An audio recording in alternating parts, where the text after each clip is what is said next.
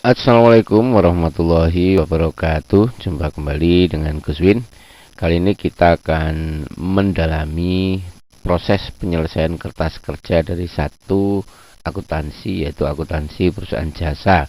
Jadi beberapa syarat yang harus dikuasai untuk bisa menyelesaikan kertas kerja. Pertama, sebelum kita mengolah data dari neraca saldo, maka kita pastikan dahulu apakah posisi debit dan kredit dari neraca saldo itu sudah benar, ya, harus sama, ya, harus balance. Kemudian yang kedua, setelah kita tahu posisi neraca saldo sudah kondisinya benar, ya, debit kreditnya sudah sama, maka kita harus benar juga di dalam membuat jurnal penyesuaian. Karena intinya sebenarnya di sini, kalau jurnal penyesuaian sudah kita pahami benar, kita aplikasikan di worksheet ini, maka nanti kelanjutan dari penyelesaian kertas kerja ini akan lancar jaya. Yang ketiga itu adalah kita akan memindahkan data-data dari neraca saldo ini sampai ke neraca saldo disesuaikan dengan proses-proses yang sudah umum dilakukan. Dan setelah dipindahkan semua di kolom yang baru, maka kita akan memilah, ya, memisah. Sebagian akan dibawa ke kolom neraca, sebagian lagi akan dipindah ke kolom laba rugi. Ini contoh, ya, ini contoh. Jadi neraca saldo pertama kita cek, di sini ada beberapa akun dengan jumlah yang sudah benar, ya, jumlahnya sudah balance. Ini saya olah dengan Excel, jadi ngetiknya langsung ada jumlah. Kemudian ada sejumlah penyesuaian, ya, data penyesuaian. Di sini ada 6 data penyesuaian. Nanti kita akan buat data penyesuaian satu persatu, langsung dibukukan juga, sehingga tabel dari worksheet atau kertas kerja akan tampil utuh seperti ini. Ini kalau misalnya bisa ditampilkan utuh. Kalau di slide ini mungkin terlalu kecil nantinya, makanya nanti dipotong dulu separuh, kita olah, baru nanti lanjut ke bagian yang lain. Baik, kita akan langsung masuk ke sebagian tabelnya. Nah, ini agak gede, ya. Kita akan membuat jurnal penyesuaian secara bertahap. Pertama kita lihat di sini ada penyesuaian untuk perlengkapan, ya. Perlengkapan di sini dikatakan sampai akhir tahun tersisa 300.000. Karena kita bicara perlengkapan, maka kita cari akun di sini yang namanya perlengkapan, ya. Sini sisa 300.000, ya. Di sini ada perlengkapan nilainya 568. Nah, kita tahu bahwa untuk membuat jurnal penyesuaian perlengkapan itu bunyinya udah jelas, ya. Perlengkapan ini akan dikurangi senilai berapa, ya, karena tersisa sekian, ya. Kemudian debitnya adalah perlengkapan yang sudah terpakai. Perlengkapan yang sudah terpakai itu namanya berubah menjadi beban. Sehingga untuk kasus perlengkapan ini akan dibuatkan jurnal penyesuaian yang bunyinya seperti ini. Beban perlengkapan debit 268, perlengkapan kredit sekian. Loh, dari mana angka ini? Tadi kan dikatakan bahwa, ini saya tutup dulu. Tadi kan disampaikan bahwa tersisa 300. Berarti kalau tersisa 300, terpakainya ya 268. Maka kita akan bukukan dengan bunyi sesuai jurnal penyesuaian tadi. Beban perlengkapan debit. Di sini kita cari akun beban perlengkapan, belum ada. Kita akan buatkan di sini. Beban perlengkapan debit, kemudian perlengkapannya dikredit dengan nilai yang sama. Nah, seperti itu, ya. Kemudian kita lanjut penyesuaian yang berikutnya. Beban asuransi dibayar untuk 1 tahun, mulai Mei ngitungnya. Kita lihat di sini tidak ada akun beban asuransi, yang ada adalah asuransi dibayar di muka. Berarti nanti cara membuat jurnal penyesuaiannya seperti yang pernah kita pelajari sebelumnya. Bagi yang belum bisa lihat di bagian akhir nanti, ya. Asuransi dibayar di muka, di sini posisinya debit, maka dia akan pindah ke posisi kredit. Pasangannya apa? Pasangannya tentu adalah beban asuransi. Berapa nilainya? Kita hitung. Kalau misalnya ini untuk 1 tahun, ya, di sini dijelaskan untuk 1 tahun, maka per bulan berarti kan 50.000.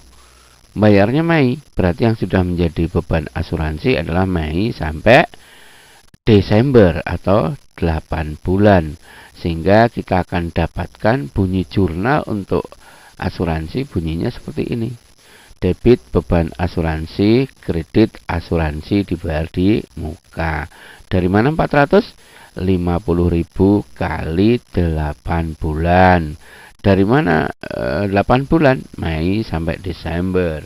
Kemudian angka ini diperoleh dari mana? Nah, ini tadi. Ini per bulannya 50.000. Atau mungkin kalau mau ngitung lain ya 8 bulan itu berarti 8 per 12 kalikan ini. Ya, banyak cara. Baik, ini kita tutup dulu dan kita langsung bukukan karena nggak ada akun beban asuransi. Kita buat baru di sini. Debit beban asuransi, asuransi dibayar mukanya kredit. Lanjut penyesuaian berikutnya di sini. Nah, di sini ada peralatan reparasi disusut 10%. Kita lihat peralatan nilainya berapa. Nah, ini 30 juta. 10%-nya berarti 3 juta. Bunyi jurnal penyesuaian untuk penggunaan peralatan adalah debitnya adalah beban penyusutan peralatan, kreditnya adalah akumulasi. Kita cek bunyi jurnal untuk penggunaan peralatan, bunyinya seperti ini. Beban penyusutan peralatan, kredit, akumulasi. Nah, di sini kalau kita perhatikan belum ada akun bernama beban penyusutan. Berarti kita akan bikin baru di sini. Beban penyusutan peralatan senilai 3 juta ya. Kemudian kreditnya adalah akumulasi penyusutan peralatan. Jadi ini kita taruh di kredit senilainya segitu. Lanjut, kita lanjut di sini yang keempat. Beban sewa ruang dibayar 1 September untuk 1 tahun dan dicatat dengan pendekatan laba rugi. Kalau pendekatannya laba rugi, maka transaksi itu langsung diakui sebagai beban sewa. Kita lihat di sini, ternyata ada di sini ya beban sewa ruang nih 502. Beban sewa ruang 1,2 juta ini adalah untuk 1 tahun, berarti per bulannya 100.000. Dibayarnya September, berarti yang benar-benar menjadi beban ya September sampai Desember atau 4 bulan. Maka ini dianggap kebanyakan. Kalau 1 bulannya 100.000, 4 bulan kan hanya 400. Bagaimana bunyi jurnal penyesuaiannya? Seperti tadi, beban sewa ruang di sini posisinya debit ya, posisinya debit, maka beban sewa ruang ini akan dipindah dia posisi ke kredit. Debitnya kita kasih kata-kata muka. Kita cek bunyi jurnal umum untuk yang ini. Jurnal penyesuaian maksudnya ya. Seperti ini. Sewa dibayar di muka debit, beban sewa kredit. Nulisnya boleh ditambahi beban, boleh ya. Beban sewa dibayar di muka, boleh. Nah, di sini kalau kita lihat beban sewa dibayar di muka nggak ada. Berarti kita bikin baru. Sewa dibayar di muka debit, kreditnya adalah beban sewa. Kita taruh sini. Beban sewa ya, itu. Kemudian yang kelima di sini akhir tahun terdapat informasi perusahaan belum bayar pajak. Kalau belum bayar pajak berarti kita punya utang, namanya utang beban pajak. Kita cek di sini nggak ada akun utang beban pajak. Kita juga tidak menemukan akun yang bernama beban pajak ya. Karena bunyi jurnalnya akan seperti ini. Beban pajak debit, utang beban pajak kredit. Karena dua-duanya adalah akun baru, tidak ada di sini, maka kita buat dua-duanya baru di sini ya. Debit beban pajak, kreditnya adalah utang beban pajak. Yang terakhir di sini kita akan membuat jurnal penyesuaian untuk gaji yang belum dibayar. Gaji yang belum dibayar itu utang namanya. Di sini sudah ada beban gaji sebenarnya ya. Di sini ada beban gaji. Nah, untuk membuat jurnal penyesuaian gaji yang belum dibayar, itu bunyinya kan debitnya beban gaji, kreditnya utang gaji. Di sini beban gajinya sudah ada, yang belum ada adalah utang. Berarti kita akan tulis debit beban gaji ya. Bunyinya gini ya. Debit beban gaji 100.000, utang gaji 100.000. Berarti kita langsung catat saja di sini debit untuk beban gaji 100.000, kreditnya adalah utang beban gaji. Selesai sudah seluruh jurnal penyesuaian yang kita buat, maka kita bisa langsung menjumlahkan di sini jumlah dari jurnal penyesuaian itu pasti sama. Kalau enggak berarti kita salah hitung. Nah, setelah ini selesai, apa yang harus kita lakukan? Yang kita lakukan adalah memindahkan seluruh data yang ada di neraca saldo ke dalam neraca saldo disesuaikan. Caranya bagaimana? Caranya cukup simple. Yang tidak ada penyesuaian langsung dipindah. Seperti ini, kas nggak ada penyesuaian, langsung aja pindahkan di sini. Piutang juga nggak ada penyesuaian, langsung pindah. Yang ada penyesuaian harus diselesaikan dulu. Ini debit ketemu kredit dikurangi. Karena lebih besar yang debit, maka taruh di sini. Ini juga sama ya. Kemudian berikutnya tidak ada penyesuaian. Nah, ini kredit ketemu kredit dijumlah, taruh di kredit sini. Kemudian ini tidak ada penyesuaian, langsung pindah. Terus ini juga nggak ada penyesuaian, dipindahkan saja sesuai posisi. Kemudian ini dipindah. Terus ini debit ketemu debit dijumlahkan. Ini debit ketemu kredit dikurangkan ya. Kemudian ini nggak ada penyesuaian, tinggal mindah ya. Ini kan hasil penyesuaian tadi, tinggal dipindahi saja. Nah, gitu ya, selesai. Langsung dijumlah. Dan jumlahnya harus sama. Kalau tidak sama, tentu ada kekeliruan. Sampai di setengah perjalanan ini kita sudah selesai. Maka ini sudah tidak kita gunakan lagi. Ini tidak kita gunakan lagi. Kita akan fokus pada data neraca saldo disesuaikan. Baiklah, kita akan lipat bagian ini, kita buang, kita fokus di bagian yang ini.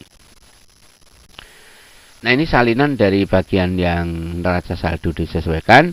Nah, sekarang tugas kita adalah memindahkan data-data pada neraca saldo disesuaikan ke kolom laba rugi dan kolom neraca. Mana yang akan dibuang ke kolom neraca? Yang akan dibuang ke kolom neraca adalah semua akun kelompok harta, utang, dan modal. Kalau ada nomor akun, gampang malahan. Yang ke neraca adalah akun yang diawali dengan kode 1, 2, dan 3. Jadi kas ini akan dipindahkan ke sini. Ya, kas itu akan dipindahkan ke neraca karena dia golongan harta. Jadi ini dipindah ke neraca, ini pindah ke neraca, perlengkapan ke neraca sesuai posisi. Jadi kalau debit ya pindahnya ke debit ya. Kemudian ini juga ke neraca, ini masih kepala 1 ya. Ini juga ke neraca, pindah. Ini kepala 3 masih juga ya. Kepala 3 juga. Nah, ini selesai. Di sini enggak ya. Kemudian kita cari data lain yang masih kelompok neraca, yaitu ini 105, 202. Berarti ini dipindahkan juga. Ini kemudian ini dipindahkan. Yang terakhir utang. Nah, ini utang nih. Selesai, kita jumlah. Nah, di sini ketahuan jumlahnya ternyata tidak sama, tidak balance. Tapi ini bukan kesalahan ya. Kita lanjut memindahkan data pada kolom laba rugi. Kolom laba rugi untuk akuntansi jasa hanya dihuni oleh dua kelompok besar, yaitu pendapatan dan beban. Kode akun diawali dengan 4 dan 5. Berarti mulai dari sini ya. Ini kita pindah ke kolom laba rugi. Kemudian ini beban, pindah juga. Kemudian ini kita pindah ya. Masih ada? Oh, masih ini ya, ini ada. Ini juga akan dipindah. Nah, sudah selesai ya. Sekarang kita jumlah.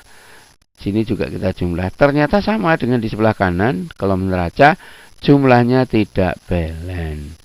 Apakah pekerjaan kita sia-sia? Tidak ya. Memang tidak mungkin balance di awal. Kita lihat di sini kolom kredit dan kolom debit laba rugi tidak sama. Karena kita harus menghitung besarnya laba atau rugi. Kita perhatikan di sini posisi kredit lebih besar daripada debit. Berarti ini laba. Kenapa laba? Karena pendapatannya lebih besar dari beban. Oleh sebab itu, agar balance, maka di sini harus ditulis berapa selisihnya. Selisih dengan kredit. Selisih inilah yang disebut sebagai laba. Ya, karena lebih besar kredit ya. Nah, sekarang jumlahnya sama. Laba itu akan mempengaruhi posisi ekuitas atau modal. Dia akan menambah. Kalau kita lihat di sini, modal itu ada di posisi kredit. Berarti nilai laba ini harus kita bawa ke sini. Kita bawa ke posisi kredit neraca agar jumlah di sini menjadi sama. Kita pindah ke sini dia. Maka selesailah sudah, dan semua kolom mempunyai pasangan dengan jumlah masing-masing balance atau sama. Sampai di sini pekerjaan untuk mengisi kertas kerja ya, tabel worksheet sudah selesai. Di video yang akan datang kita bisa lanjutkan menyusun laporan keuangannya. Sampai ketemu di video yang akan datang. Bantu subscribe dan like, komentar untuk yang tertarik dengan video-video Gus Win. Terima kasih. Assalamualaikum warahmatullahi wabarakatuh.